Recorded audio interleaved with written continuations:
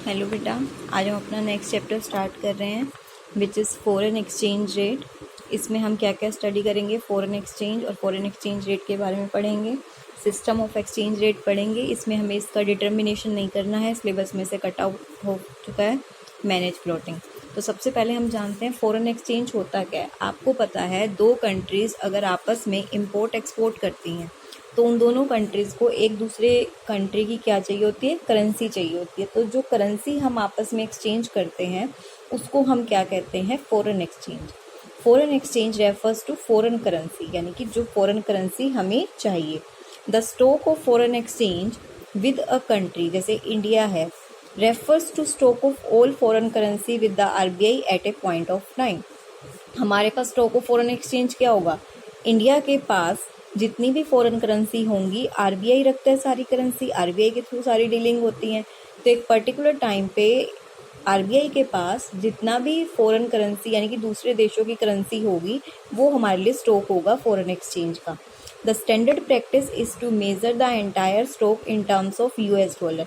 देखो हर कंट्री का अलग अलग होता है, कहीं पे डॉलर्स होते हैं, अब हमारे यहाँ पे रुपी है, तो हर कंट्री की अलग अलग मनी करेंसी होती है। पर हम यहाँ पे सबको किस में कन्वर्ट कर देते हैं, डॉलर में।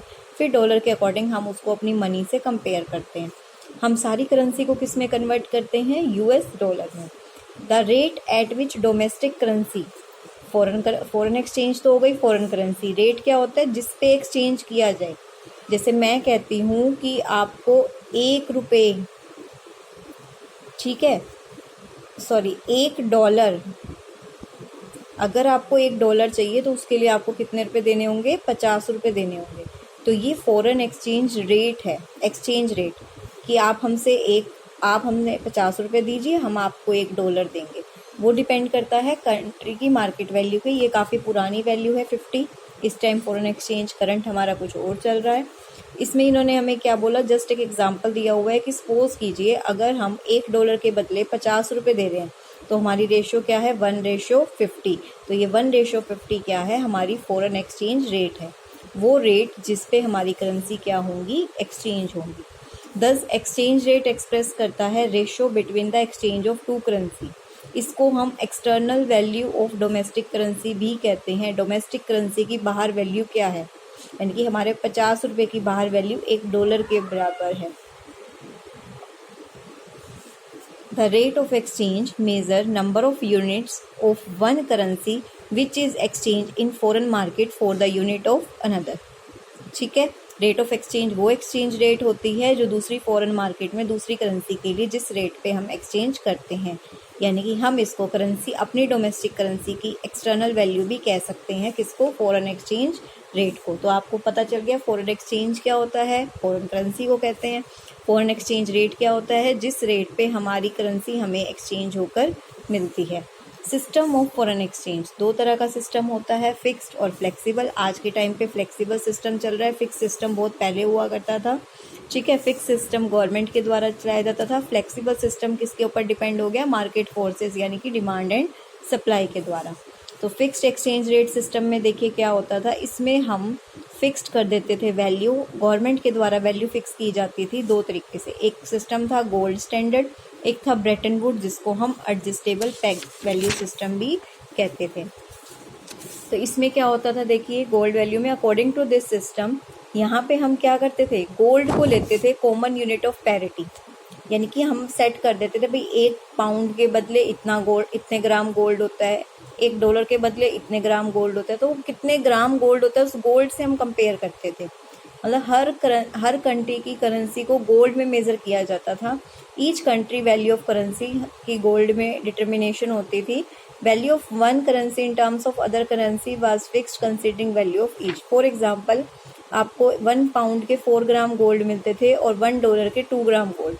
तो यहाँ से हमें क्या क्लियर हो गया कि आपको 1 पाउंड के लिए कितने डॉलर देने होंगे, $2, क्योंकि 1 पाउंड में 4 ग्राम गोल्ड है।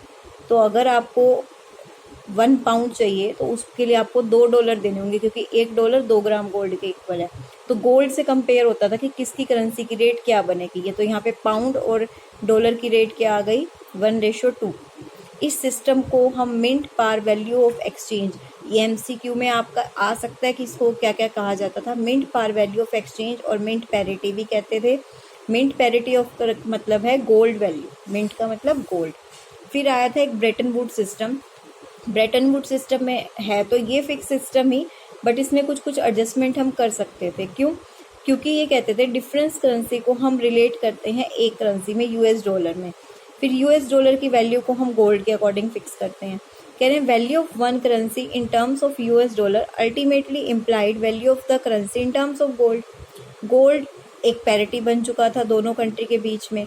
अब इसमें क्या था, इसमें हम कुछ भी अपनी तरफ से चेंज नहीं कर सकते थे। पर ये सिस्टम, एक तो आपको ये भी ध्यान रखना है कि ये system United nation monetary financial conference हुई थी हमारी, ब्रेटन वुड में हुई थी। ब्रेटन वुड में कॉन्फ्रेंस हुई थी, इसलिए इसका नाम ब्रेटन वुड सिस्टम दिया गया था 1944 में, और ये IMF के द्वारा इस्टेब्लिश की गई थी। तो इसमें क्या था कि अगर आप थोड़े बहुत चेंजेस करना चाहते हैं पैरिटी वैल्यू में तो आप कर सकते हैं, पर पहले आपको परमिशन लेनी होगी। उसमें आप कोई भी चेंजेस नहीं कर सकते थे, पर ब्रेटन वुड सिस्टम में आप क्या कर सकते हैं, एडजस्टमेंट कर सकते हैं पैरिटी वैल्यू में, अगर पॉसिबल है, अगर IMF उसको अलाउ करता है तो। क्लियर है?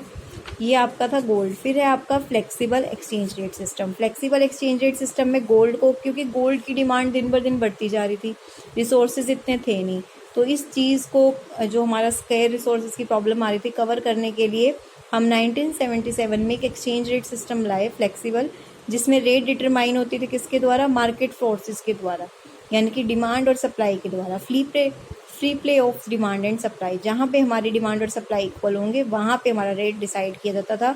इसको हम पार रेट ऑफ एक्सचेंज भी कहते थे या इक्विलिब्रियम रेट ऑफ एक्सचेंज भी कहते थे। डिटर्मिनेशन आपका इस बार सिलेबस में से कट हो चुका है। ठीक है, यहाँ पे देखिए क्वेश्चन दे रखा है कि फ्लेक्सिबल को हम फ्री रेट ऑफ एक्सचेंज क्यों कहते हैं, क्योंकि ये फ्रीली डिटरमाइंड होता है किसके द्वारा, मार्केट फोर्सेस के द्वारा। ठीक है, हमारी क्या डिमांड है, ठीक है, freely forces of supply and demand, international money market में हमारी मनी की क्या डिमांड है, दोनों जहाँ पे मिलते थे वो रेट वहाँ पे डिसाइड होता था। ठीक है, तो ये टॉपिक आपका कट ऑफ है। डिफरेंस आप इस चैप्टर में से कोई भी नहीं छोड़ेंगे, डिफरेंस बहुत इंपॉर्टेंट है, ये आपको खुद करना है। Fixed exchange rate system and flexible exchange rate system. उसके बाद देखिए, वैसे इसमें कुछ भी नहीं है, गवर्नमेंट के द्वारा फिक्स होता था, ये मार्केट फोर्सेस के द्वारा। इसमें हम गोल्ड को लेके चलते थे, इसमें सप्लाई और डिमांड वो करते थे। इसमें एडजस्टमेंट पॉसिबल नहीं है, अगर IMF अलाउ करेगा तो ही पॉसिबल है, पर इसमें ऑटोमेटिकली अपने आप ही एडजस्टमेंट हो जाती है। ठीक है, तो आप एक बार यहाँ तक करेंगे। नेक्स्ट वीडियो में फिर मैं आपको इसके इम्पैक्ट बताऊँगी और फिर हमारे कंपोनेंट्स रहेंगे। तो आज आप इतना ही करेंगे, ज़्यादा कुछ नहीं है, इसको अच्छे से रीड करेंगे, कोई भी डाउट होगा तो पूछेंगे। Thank you.